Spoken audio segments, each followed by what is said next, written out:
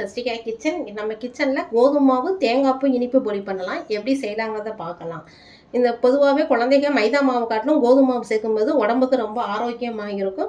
நம்ம கோதுமை மாவு எப்பயும் போல் நம்ம சப்பாத்திக்கு மாவு பண்ணிடுற மாதிரி பிசைஞ்சு வச்சுட்டு போலியாக ரெடி பண்ணிடலாம். ரொம்ப வேகமாக செஞ்சிடலாம். நமக்கு எந்த கப் அளவு கோதுமை மாவு எடுக்கிறோமோ, இப்போ இதில் 1 கப் அளவு கோதுமை மாவு எடுத்தோம்னா இதில் பாதி கப் அளவு தேங்காய் துருவல் எடுத்துக்கிடுவோம், பாதி அளவு வெல்லம் எடுத்துக்கிடுவோம்.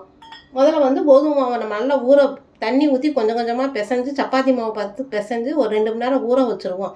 ஊற வச்சதுக்கப்புறம் தேங்காய் பூரணம் ரெடி பண்ணி வச்சுக்கிடுவோம். இது 2யும் ரெடி பண்ணி வச்சுக்கிட்டு நம்ம தேவைப்படுற மீது கூட நம்ம போலியாக செஞ்சு கூட கொடுக்கலாம். இப்போ எப்படி செய்யலாங்கிறத பார்க்கலாம். இப்போ நம்ம எடுத்து வச்சுருந்த கோதுமை மாவில் கொஞ்சோண்டு சால்ட்டு சேர்த்துக்கிடுவோம். சால்ட்டு சேர்த்து தண்ணி கொஞ்சம் கொஞ்சமாக விட்டு நம்ம பிசைஞ்சுக்கிடுவோம். சப்பாத்தி மாவு பார்க்கறதுக்கு நம்ம பிசைஞ்சு எடுத்துக்கிடுவோம். கொஞ்சம் லைட்டாக மஞ்சப்பொடி கூட சேர்த்துக்கலாம், கலர் உங்களுக்கு தேவைப்பட்டுச்சுன்னா.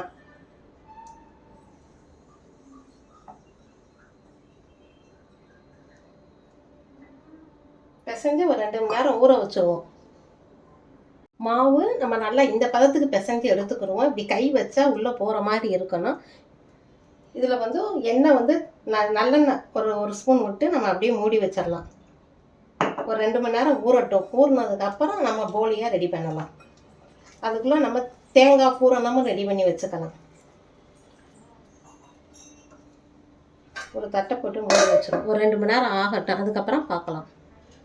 நம்ம அடுப்பத்தை வச்சு நம்ம எடுத்து வச்சிருந்த வெள்ளத்தை தண்ணி ஊற்றி கெட்டி இல்லாமல் கரைச்சி எடுத்துக்கிடுவோம். அடியில் மண் எதுவும் இல்லாமல் இருக்கிற அளவுக்கு ஒரு 1/4 கப்பு தண்ணி ஊற்றுனீங்கன்னா போதும். வெல்லம் கரையட்டும், கரைஞ்சி கொதிக்கட்டும். ரொம்ப பாகு பதத்துக்கு தேவையில்லை, வெல்லம் கரைஞ்சா போதும். நம்ம வடிகட்டி அப்படியே தேங்காய் பூரணமாக ரெடி பண்ணிடலாம். இப்போ வெல்லம் நல்லா கரைஞ்சிருச்சு பாருங்கள். இப்போ நம்ம வடிகட்டி அப்படியே பூரணம் ரெடி பண்ணிடலாம். இப்போ அடுப்பை ஆஃப் பண்ணிடுவோம். தேங்காய் பூரணம் ரெடி பண்ணுறதுக்கு ஒரு கடாயை வச்சு 1 ஸ்பூன் நம்ம நெய் சேர்த்துருக்குறோம்.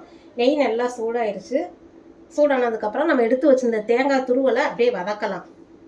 அடுப்பை மீடியம் ஃப்ளேம்லேயே வச்சு வதக்கணும். கொஞ்சம் வாசம் வர வரைக்கும் வதக்கினா போதும், ரொம்ப வதக்க தேவையில்லை. இந்த நெய்யில் தேங்காய் பூ வதக்கும்போது நல்லா வாசம் நல்லா ஜம்முன்னு இருக்கும்.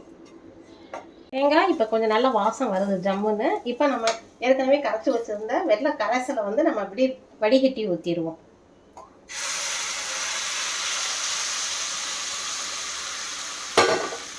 மண் பாருங்கள் எவ்வளோ மண் இருக்குன்னு. கல் இல்லாத வெள்ளமாக இருந்ததுன்னா, மண் இல்லாத வெள்ளமாக இருந்தால் அப்படியே சேர்த்துடலாம்.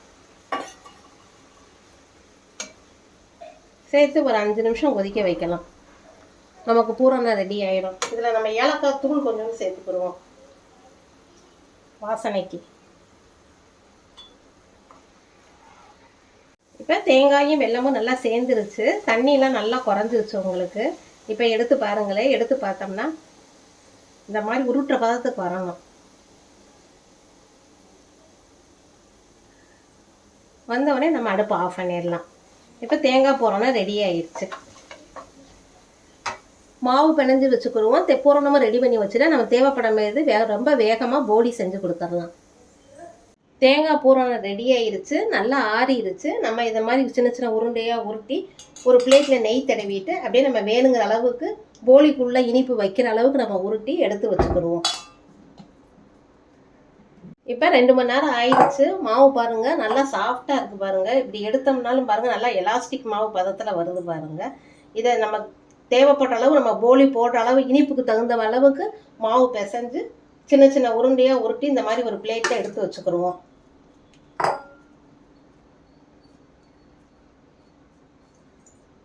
இந்த உருண்டை மேலே ஒரு 2 ஸ்பூன் நல்லெண்ணெய் சேர்த்துக்கிடுவோம். நல்லெண்ணெய் சேர்த்து ஊறும்போது இன்னும் நல்லா சாஃப்டாக இருக்கும்.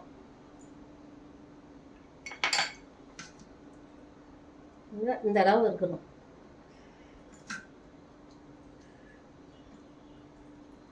ஒரு சின்ன சின்ன பாலா நம்ம எடுத்து வச்சுக்கிறோம்.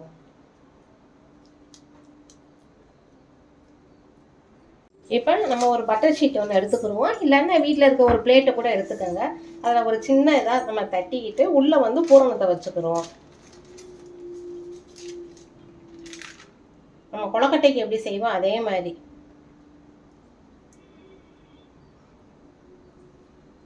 நம்ம நம்ம எடுத்து வச்சுருந்த பூரணத்தை உள்ளே வச்சுக்கிடுவோம். உள்ளே வச்சு இதை அப்படியே ஹோல்ட் பண்ணிக்கிடுவோம்.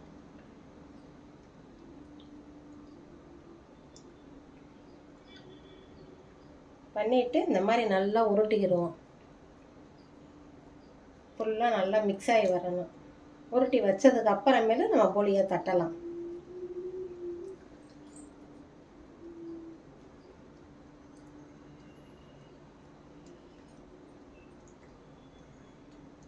இந்த மாதிரி உருட்டி ஒவ்வொன்றா நம்ம உருட்டி ரெடி பண்ணி எடுத்து வச்சுருவோம்.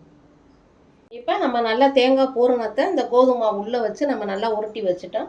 இப்போ ஒரு பட்டர் ஷீட்டில் திருப்பி நம்ம எண்ணெய் தேய்ச்சிக்கிடுவோம். எண்ணெய் தேய்ச்சிட்டு இது மேலே வச்சு நம்ம கையிலேயே லைட்டாக நெய் தடவிக்கிடுவோம். நெய் தடவி இந்த 2 விரல்லையே அப்படியே தட்டி தட்டி கொண்டு வருவோம். கையிலேயே தட்டிட்டு வருவோம். இந்த நடுவில் இருக்க பூரணமெல்லாம் அப்போ தான் அந்த ஓரமெல்லாம் நல்லா சேர்ந்து வரும். நல்லா லேசாக தட்டிடலாம்.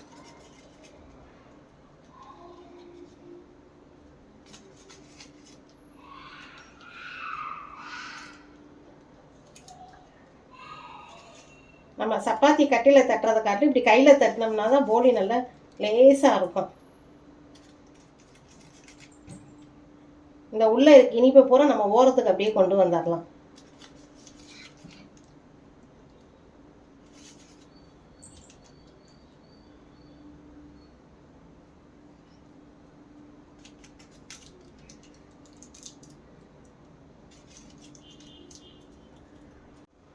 இந்த மாதிரி நம்ம நல்லா லேசாக தட்டி வச்சுருவோம். அப்படியே நம்ம தோசைக்கல்லில் போட்டு எடுக்கிறது தான் உங்களுக்கு.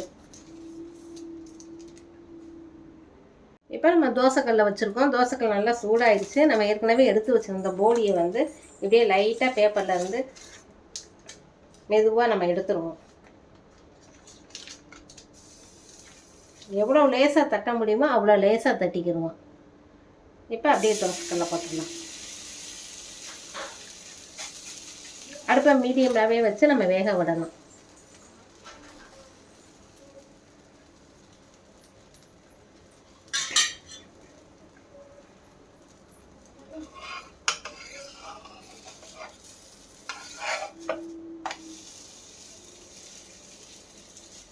வெந்ததுக்கு அப்புறம் நம்ம நெய் சேர்க்கலாம்.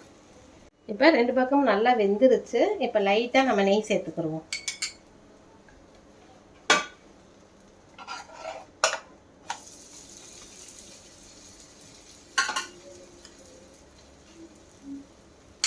நல்லா சாஃப்டாக இருக்கும்.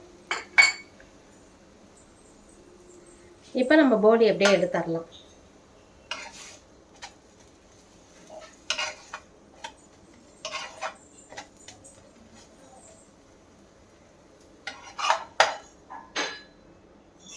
போலி இந்த மாதிரி பண்ணி பாருங்கள். டேஸ்ட்டு ரொம்ப நல்லா இருக்கும். இப்படி எடுக்கும் போதே பாருங்கள் ரொம்ப சாஃப்டாக இருக்குது. நம்ம பிச்சோம்னாலுமே இங்கே பாருங்கள் நல்லா சாஃப்டாக வரும். எல்லாருமே சாப்பிடலாம். குழந்தைகள்லேருந்து பெரியவங்க வரைக்கும் எல்லாருமே அனைவருமே நல்லா விரும்பி சாப்பிடுவாங்க. உங்களுக்கு இந்த வீடியோ பிடிச்சிருந்ததுன்னா சஷ்டிகா கிச்சனுக்கு லைக் பண்ணுங்கள், ஷேர் பண்ணுங்கள், சப்ஸ்கிரைப் பண்ணுங்கள். ஓகே, பாய்.